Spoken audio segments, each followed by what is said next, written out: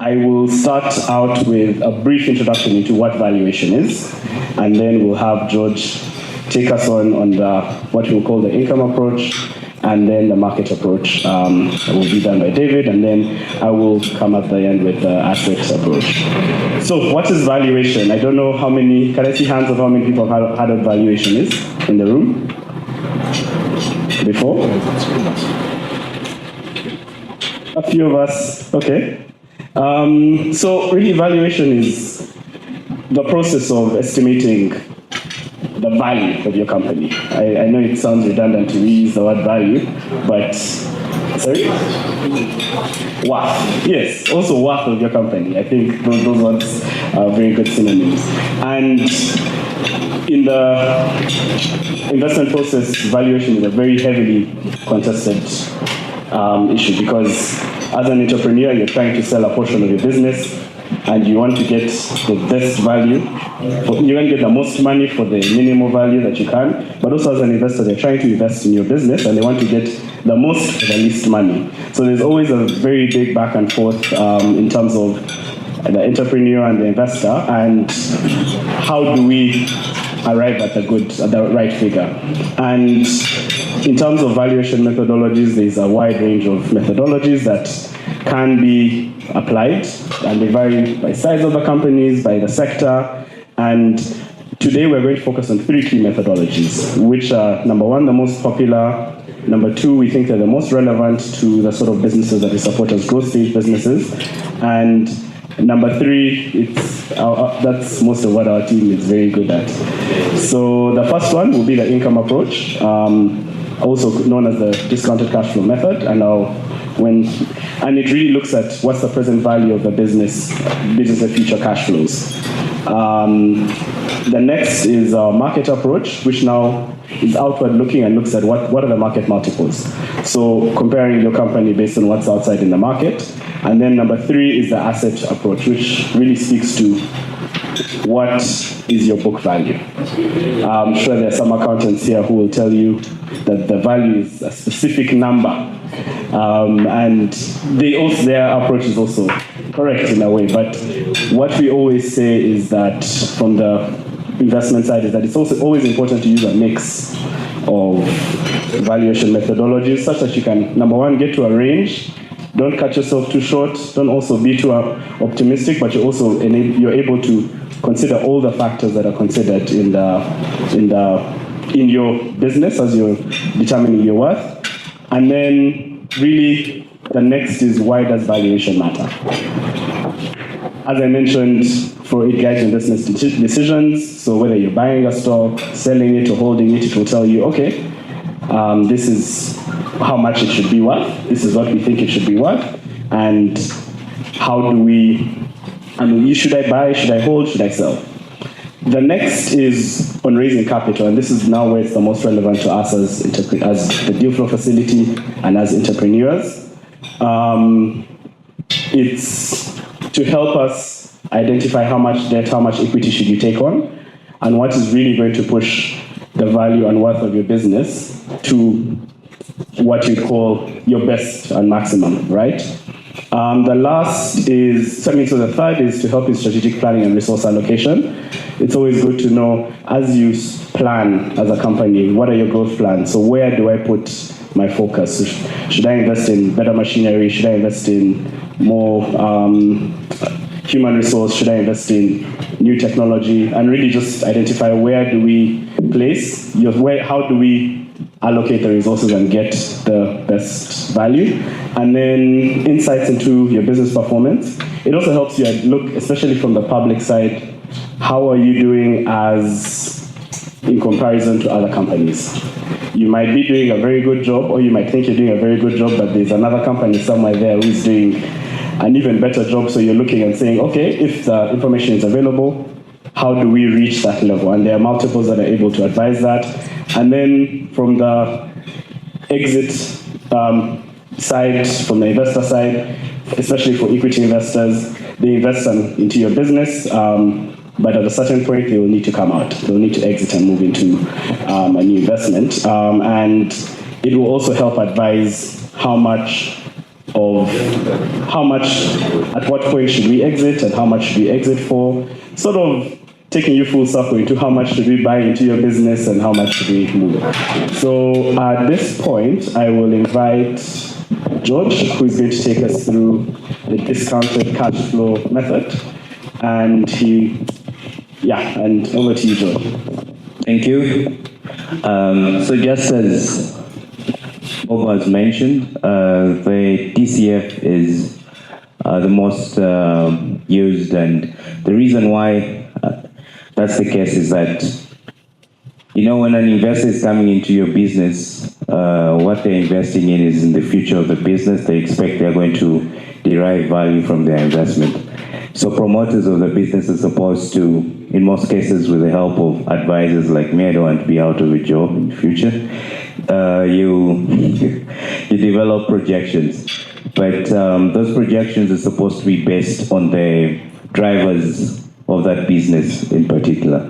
But what tends to happen is that promoters are very, and they get so attached to their businesses and come up with sometimes unrealistic projections, But they're supposed to be as realistic as possible, and in most cases, as you will notice, is that we eventually have to come up with various scenarios, considering what would be the worst case performance, best case, and the best case as well. So with the projections that you come in, we have to come up with what is referred to as free cash flows. Now, the term free cash flows refers to the cash that's available for distribution to your providers of capital. Think of it as we came up with a brief financial model there in relation to an agro business. So if I just speak to that business in particular, what's going to happen is that your free cash flow would refer to your sales, less your expenses. You arrive at your profit in cash terms. Profit. Then you'd have to, of course, take care of your other business partner, the taxman, URA, pay your taxes, then consider your working capital in terms of your inventory, your receivables, payables, then any investment that needs to go into the business as well.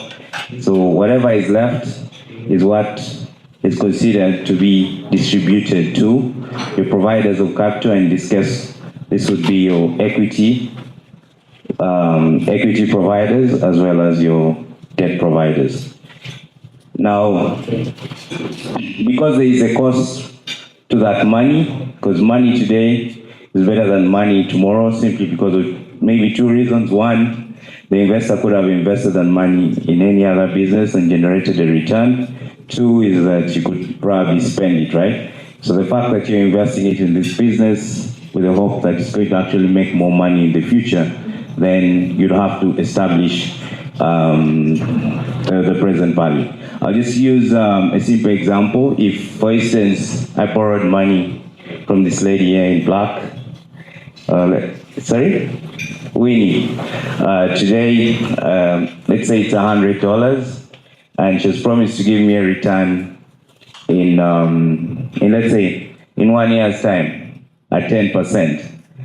So if we get to the end of the first year, and for some reason her business has not performed well, how much does she owe me at the end of the first year? Can anyone tell me? $100, 10% return. So how much would she owe me at the end of the first year? 110, correct, right? So if she asks for an extended term, let's say the second year, how much do you think I'm supposed to get? 100 10% of 110. That would be, so how much is she supposed to get? 121, correct, right? So if the business is not, if she's not able to make her business is not able to make 121 at the end of the second year, then ideally she's not making money for herself. Okay? So that's generally the concept of. So now, if you're looking at the future cash flows, let's say the first, second, third, fourth year, and you're discounting them to a present value, that's how you're going to arrive at the value of that, or that business. Now, how do you establish the discount rate? So the discount rate is going to be based on two metrics. We'll have the cost of equity and the cost of debt. So sometimes you come across models whereby the weighted average cost of capital, the discount rate is actually lower than the risk-free rate, and then you wonder how the promoter or the advisor came to that metric, which wouldn't make sense, right? Now, in terms of cost of equity, this is the cost of the equity providers into your business. We normally use the CAPM to determine the cost of equity, which is the risk-free rate plus a premium. Okay? Now, the risk-free rate, if you're speaking in terms of UGX, would ideally be a 5-year or 10-year bonds yield to maturity. Okay, not sound so technical. Let me say the interest rate of a 5-year or 10-year bond, right? So the concept is, if I'm an investor and I'm deciding to invest in your business, my safest investment would have been a Ugandan government bond, right? But since I'm investing in your business, then ideally I should be making a higher return because I'm taking on more risk, right? So once you get the market risk premium, we normally use Damodaran. Because this model is in US dollars, we use the government bond of the US government yield to the US yield to maturity of a 5-year government bond. Got that from Bloomberg, but then also investors investing in this market in US dollar terms target an IRR of roughly about 20%. So that's the return they normally expect.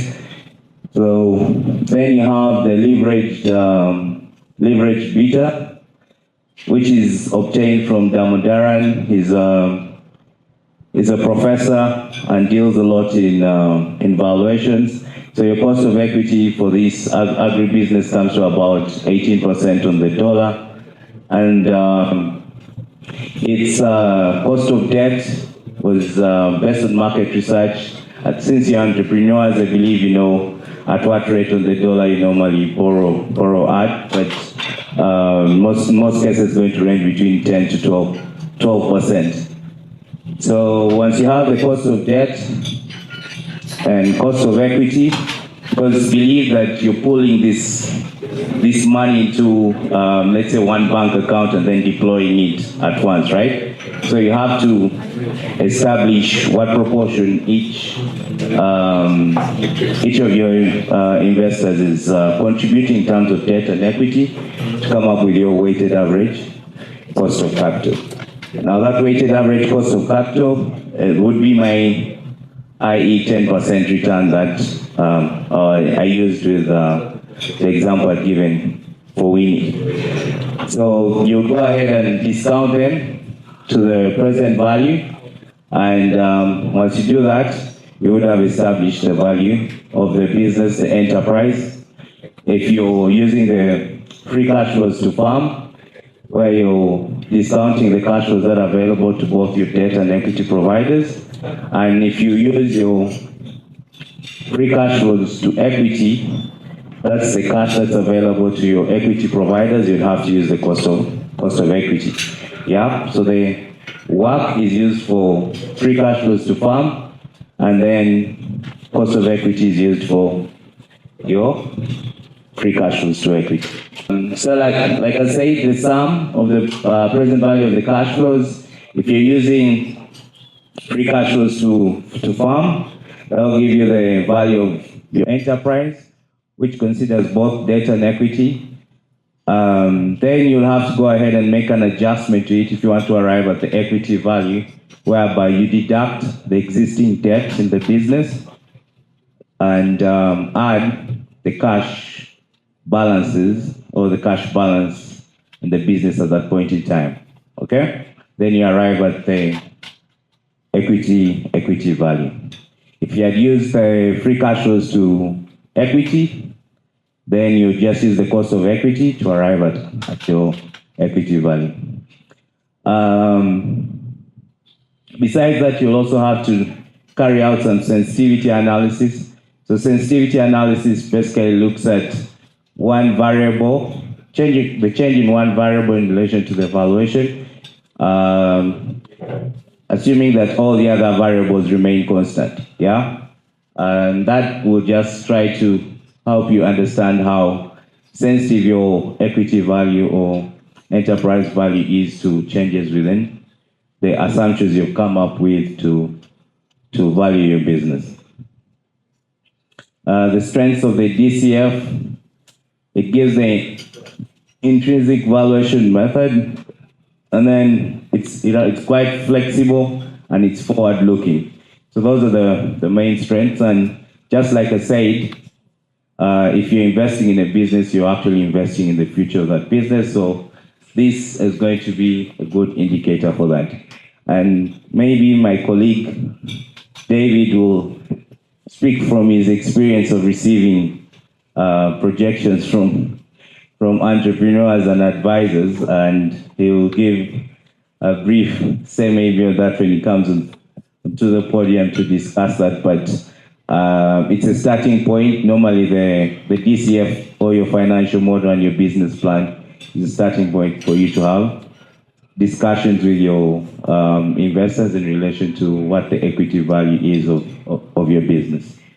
Its limitations, it's sensitive to assumptions, it's data sensitive, and it may not be suitable for all businesses, right? Especially for those that have unstable or unpredictable cash flows. Surprisingly, the business I'm in is one that has is where I can't use a DCF, and yet we advise businesses on how to come up with projections. The irony of life. Sorry, that's so funny. So next slide. So this is our case study. I think I'll just briefly take you through the model. So like I said, it's pretty brief, and I think you'll be able to share this with them at the end of the day. Yeah. So you'd have your table of contents that would explain the format of your model, and just like I say, this is a really brief model for education purposes. Then you'd have the inputs that are going to make up your projections. So you have the general assumptions in relation to what your tax rate is, the growth in sales, the margins, the number of days, the depreciation. Then those that are going into the computation of your cost of equity, cost of debt, those that are going to make up your sensitivity analysis, well, we'll look at that. How your capital structure is going to look. Remember, I made reference to the composition of debt and equity in your imaginary bank account before you deploy that money. And then exchange rates, etc. And the working capital assumptions in there. So these are you have your historicals from 2017, 2018 of how the business has performed. And then you would also have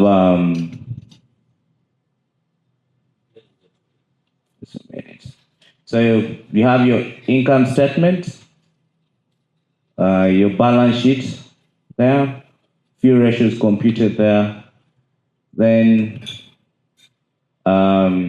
here we have now the projections, as you can see, from year 1 to year 5. Someone would ask, why do we consider 5 years? That's normally the investment horizon for a private equity firm. So some invest for 5, others 7, others 10, and others are green funds whereby they have no particular exit period. But a normal PE firm would normally consider 5 years. So the projections you provide them, these are the ones that they are going to hold you accountable for these projections as immediately they make an investment in your business. So you have to be as prudent as possible when you're developing these projections, right?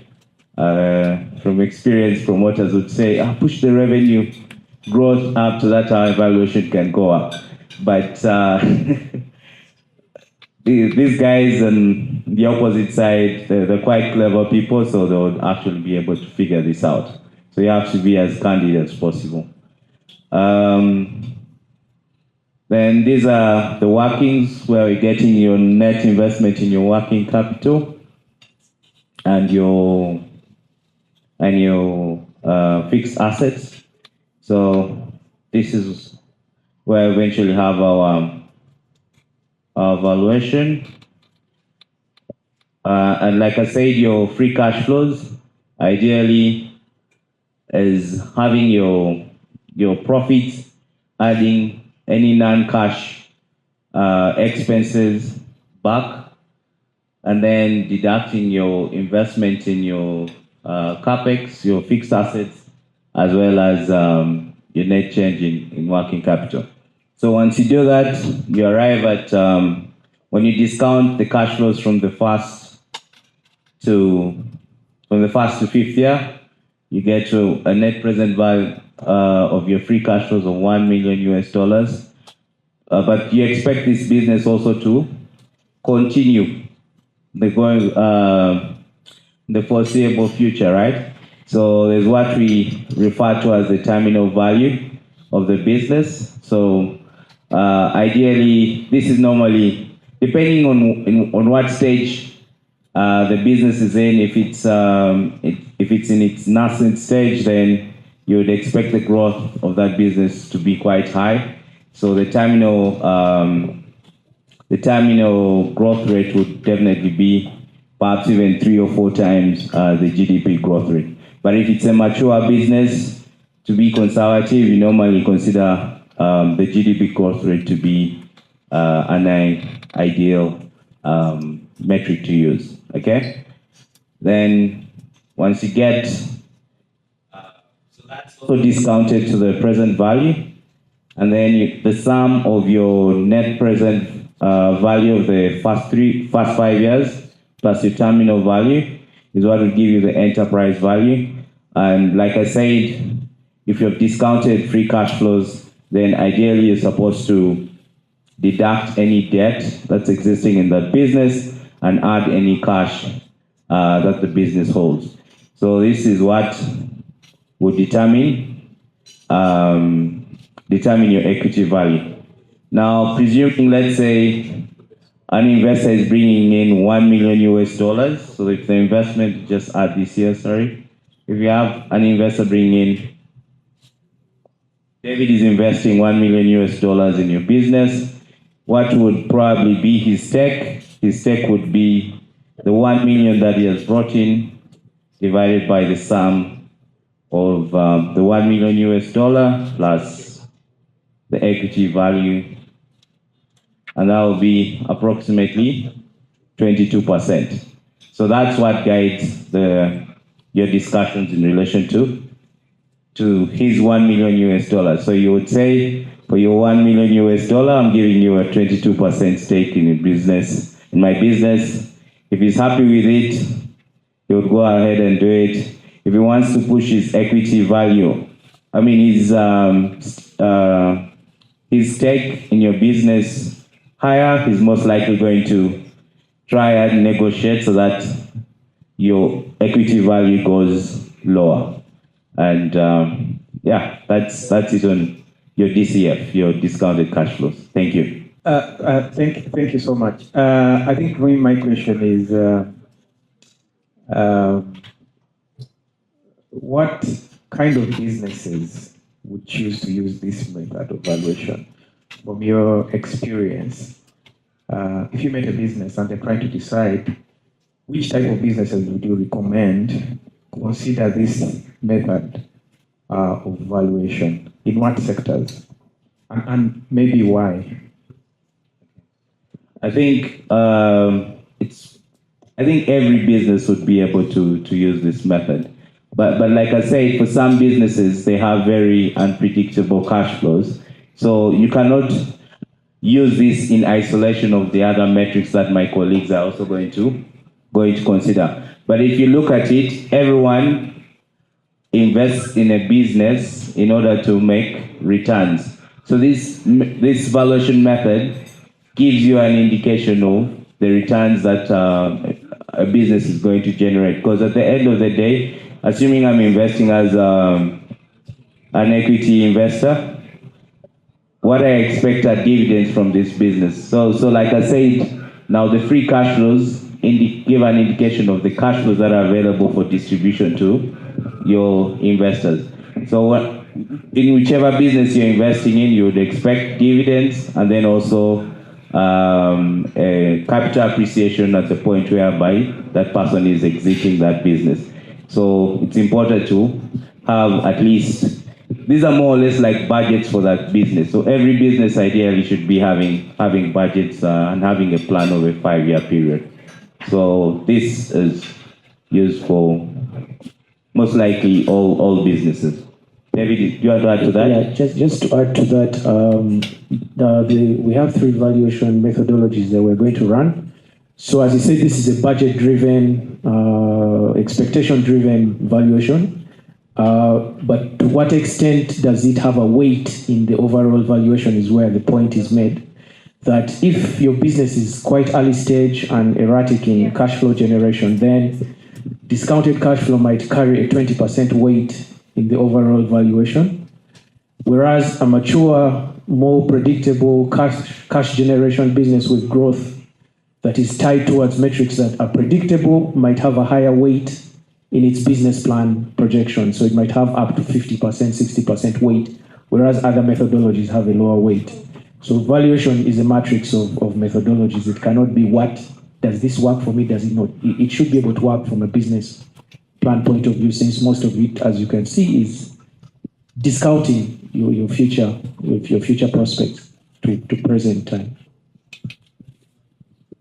Okay, any other questions at this point? Yeah, I'm Michael from Mighty Capital. My question is the discount rate. Can a business owner compute the discount rate?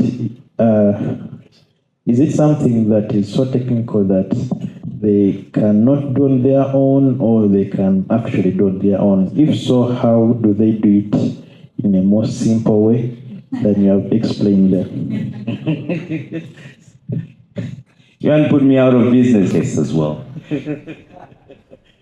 Yes, Michael. The discount rate is, it can be computed by the business owners. And for simplicity, if you don't have to go through this metric, but and David maybe will add to this, from his experience or from my experience, a discount rate versus cost of equity on the shilling normally ranges between 25% to maybe even 30% for certain businesses, depending on the risk that they are considering on the shilling. Cost of debt, clearly at how much businesses here are borrowing on the shilling, 18 to maybe 24%. Yeah. So those can give you an indication. Then you can just simply apply the weights depending on the capital structure of that business, how much of equity is sitting on your balance sheet and how much of debt is sitting on your balance sheet, and then establish what your weighted average cost of capital is. So that would be the simplest way you could actually do it. If it's the dollar, like I've mentioned for this particular model, debt, the cost of debt ranges between 10 to 12% for a business borrowing on the dollar. Then cost of equity would be anywhere between maybe 16 to 20%. Then again, apply your weights to arrive at what your weighted average cost of capital is. But please, I hate business, so don't don't put me out of business. Yeah. So that's how you go about it. Let's work our way to you. All right, thank you. Thank you. I'm Robert from FSME. My question is, according to what you presented, I'm seeing this approach is more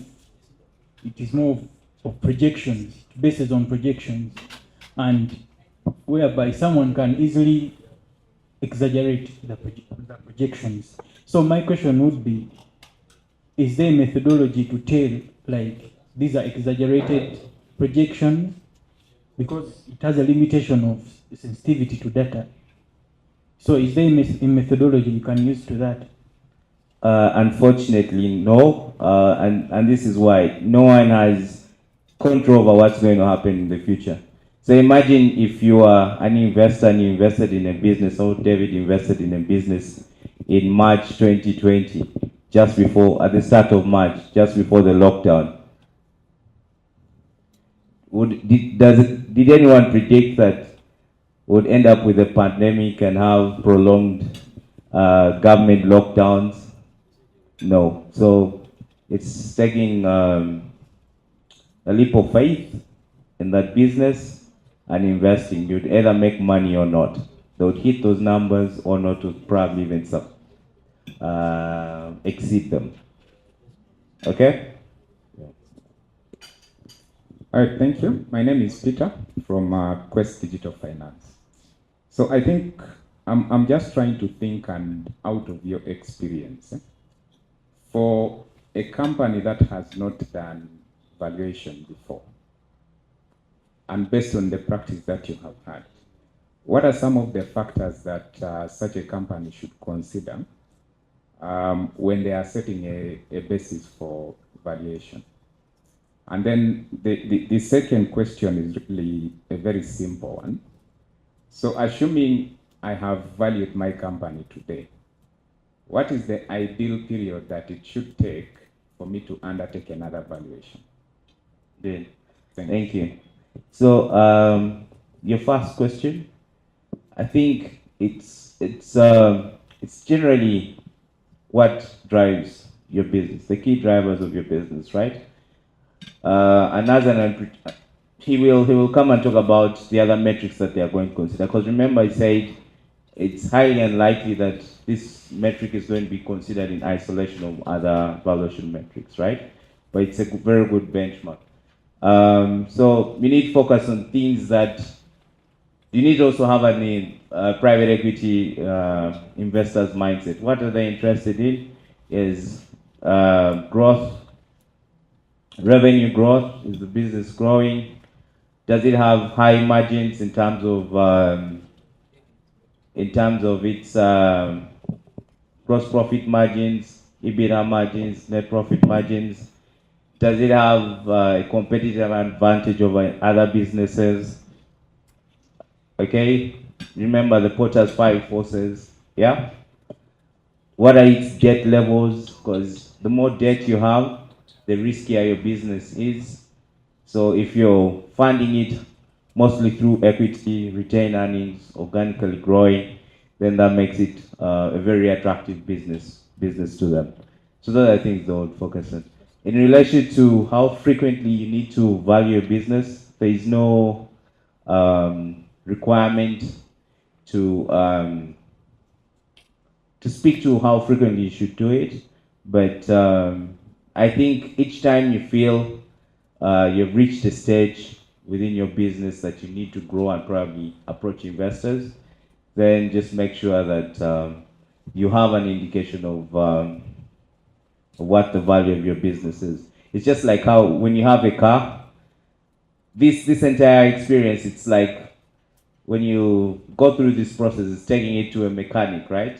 in most cases, before you want to sell your car, what are you going to do is try to fix it, fix all the dents so that you can maximize the price at which you're going to sell your car at. Yeah. Hi, good morning. My name is Quresh from Zara Food Industries Limited. So I just have a very quick clarification question. Yeah. Your 5-year projections are based on the assumption that the investment will be made, correct? Or is it an organic sort of projection? So for this model, it's organic, but in the event that you're factoring in also, let's say, the money that the investor is bringing in, and you need that money to be able to hit these projections, then this equity value would be a post equity investment value. So to arrive at now the value of the business without that investment, you'd have to deduct this $1 million from it. So that means your value of the business would be $2.5 million.